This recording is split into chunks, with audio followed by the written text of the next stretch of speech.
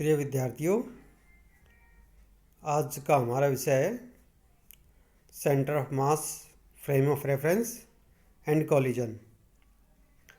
द्रव्यमान के निर्देश तंत्र एवं कणों की टक्कर। यह बीएससी फर्स्ट ईयर मैकेनिक्स का टॉपिक है। आज हम इन दोनों विषय पर चर्चा करेंगे। तो देखिए, centre of mass, frame of reference क्या होता है। द्रव्यमान के निर्देश तंत्र। यदि किसी जड़त्वीय निर्देश तंत्र को किसी विलगित निकाय के द्रव्यमान केंद्र पर जोड़ दिया जाए तो उस निर्देश तंत्र में द्रव्यमान केंद्र स्थिर अवस्था में होगा, अर्थात VCM इक्वल टू 0। यानी ये कोई हमारे पास फ्रेम ऑफ रेफरेंस है, ये विलगित निकाय है कोई, और विलगित निकाय का ये सेंटर ऑफ मास है। ठीक है, तो जनरली ये है हमारे पास प्रयोगशाला निर्देश तंत्र। अब मैं इस निर्देश तंत्र को कहाँ पर ले जाऊँ? सेंटर ऑफ मास पर। ये जो विलगित निकाय है उसके सेंटर ऑफ मास में पर मैं इसको अगर रख दूँ तो इस केस में क्या होगा? इसके लिए तो सेंटर ऑफ मास मूविंग हो सकता है, लेकिन ये जो निर्देश तंत्र अब यहाँ पर आ गया है उसके लिए सेंटर ऑफ मास क्या हो जाएगा? हमेशा सेंटर ऑफ मास का जो वेलोसिटी है वो 0 हो जाएगी। ठीक है, क्योंकि ये जो फ्रेम ऑफ रेफरेंस है खुद सेंटर ऑफ मास पर आ गया है, तो इसके सापेक्ष इसकी वेलोसिटी 0 होगी।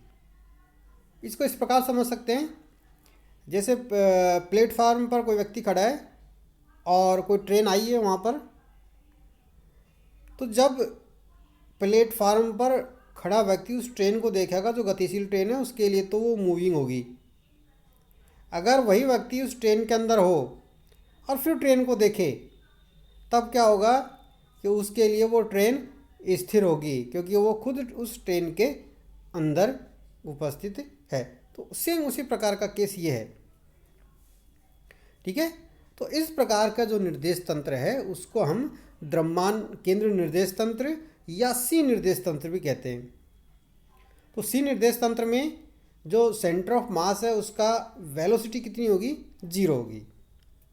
तो हम सभी जानते हैं कि सेंटर ऑफ मास के लिए P equal to M VCM होता है, और सेंटर ऑफ मास फ्रेम की बात करें तो VCM उसके लिए 0। तो यानी P इक्वल टू क्या हो जाएगा? 0।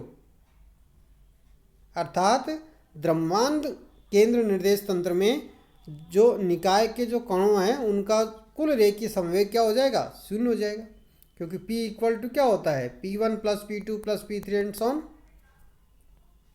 ठीक है, तो इसलिए जो द्रव्यमान केंद्र निर्देश तंत्र है उसको हम शून्य संवेग निर्देश तंत्र, 0 मोमेंटम फ्रेम ऑफ रेफरेंस भी कहते हैं। ठीक है, तो इस प्रकार हम centre of mass, frame of reference को हम डिफाइन करते हैं। तो सेंटर ऑफ मास जो द्रव्यमान के निर्देश तंत्र है उसके लिए VCM 0 होता है, और कुल रेखीय जो संवेग है वो 0 होता है। ठीक है, और इसको एक अलग नाम शून्य संवेग निर्देश तंत्र भी कहते हैं। ठीक है, अब आगे देखिए।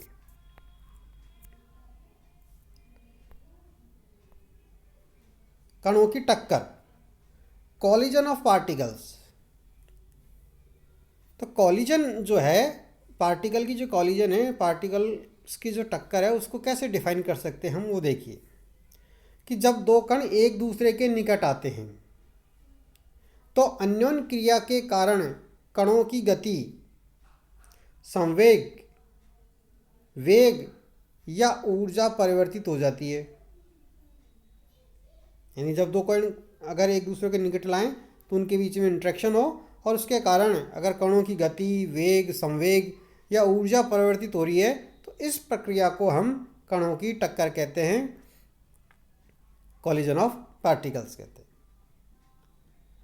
और टक्कर में दो कणों का संपर्क में आना आवश्यक नहीं होता है। अगर हम स्थूल निकाय की बात करें तो स्थूल निकाय में टक्कर तभी होती है जब दोनों कण एक दूसरे को संपर्क करें, जैसे कार और ट्रक की टक्कर है, या फिर है बैट और बॉल की जो टक्कर है।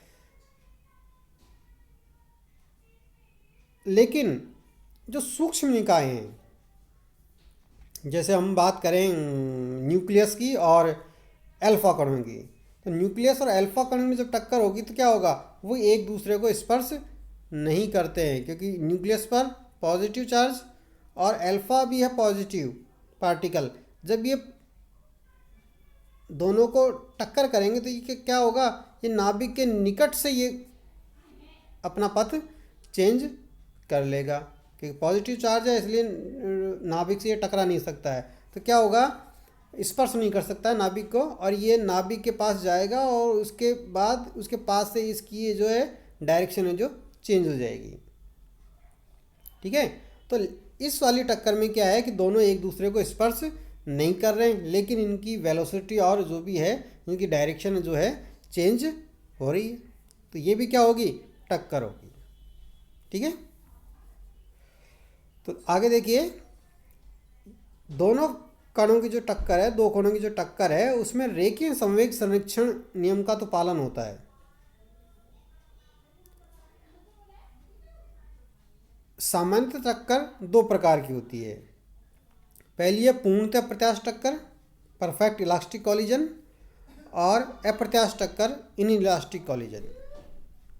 ठीक है, तो दोनों प्रकार की जो टक्करें हैं उनके अंदर रेखीय संवेग संरक्षण नियम का पालन होता है।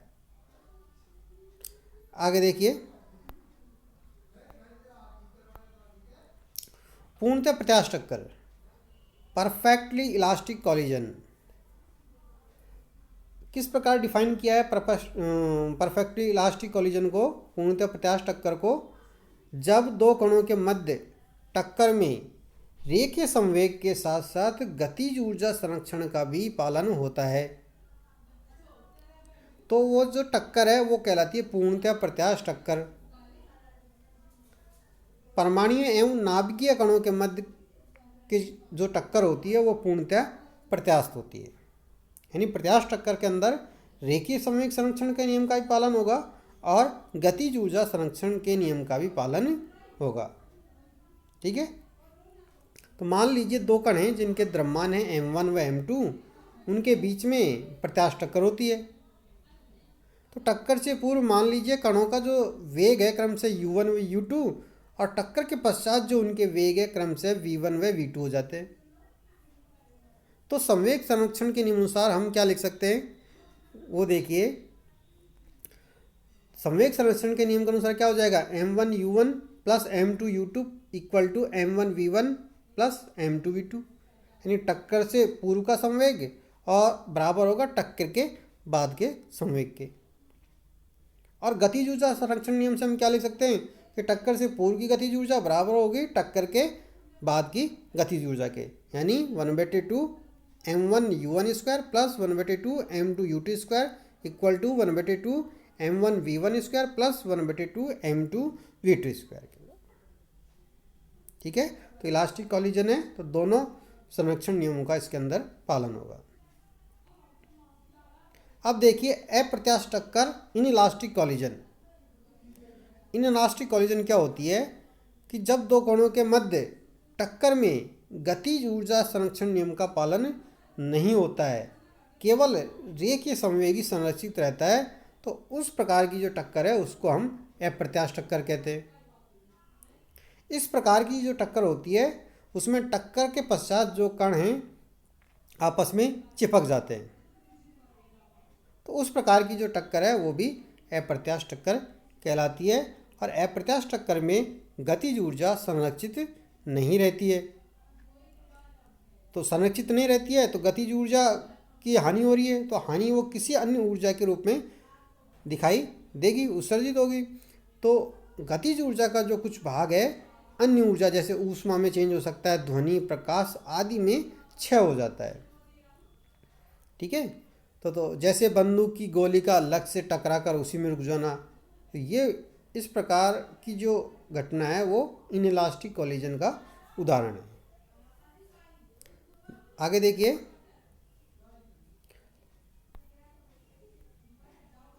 मान लीजिए कि M1 M2 द्रव्यमान के जो दो कण हैं उनके बीच में अप्रत्यास्थ टक्कर होती है और टक्कर के बाद जो दोनों कण हैं आपस में चिपक जाते हैं। तो माना टक्कर से पूर्व दोनों कणों के वेग क्रमशः u1 व u2 हैं तथा टक्कर के पश्चात आपस में जुड़े कणों का जो संयुक्त वेग है वो कैपिटल V है। तो रेखीय संवेग संरक्षण के नियम से हम क्या लिख सकते हैं, M1 U1 plus M2 U2 equal to M1 plus M2 into V। तो इससे V आ जाएगा कितना, M1 U1 plus M2 U2 upon M1 plus M2। यानी टक्कर के बाद जो पार्टिकल है उनका वेग कितना होगा, टक्कर के बाद जो संयुक्त निकाय बनेगा उसका जो वेग होगा वो इतना होगा। और ऊर्जा संरक्षण नियम से हम क्या ले सकते हैं, M1/2 M1 U1 square plus 1/2 M2 U2 square equal to 1/2 bracket M1 plus M2 capital V square plus Q। ये जो Q है वो कणों के अप्रत्यास्थ टक्कर में जो गतिज ऊर्जा की जो हानि हुई है वो Q से हमने रिप्रेजेंट की है। यह ऊर्जा ऊष्मा, ध्वनि, प्रकाश या अन्य विकिरण के रूप में प्राप्त होती है। ठीक है, तो देखिए शॉर्ट में प्रत्यास्थ टक्कर है जिसमें संवेग संरक्षण और गतिज ऊर्जा संरक्षण दोनों नियमों का पालन होता है, जबकि अप्रत्यास्थ टक्कर में केवल रेखीय संवेग संरक्षण नियम का पालन होता है, गतिज ऊर्जा संरक्षण नियम का पालन नहीं होता है। अब अप्रत्यास्थ टक्कर में जो गतिज ऊर्जा में जो हानि होती है वो अन्य किसी ऊर्जा के रूप में निकलती है, जैसे ऊष्मा, ध्वनि या प्रकाश या अन्य कोई विकिरण रूप में उत्सर्जित होती है। ठीक है, तो अगले जो नेक्स्ट वीडियो है उसके अंदर हम प्रत्यास्थ टक्कर और अप्रत्यास्थ टक्कर के बारे में विस्तार से हम अध्ययन करेंगे। धन्यवाद।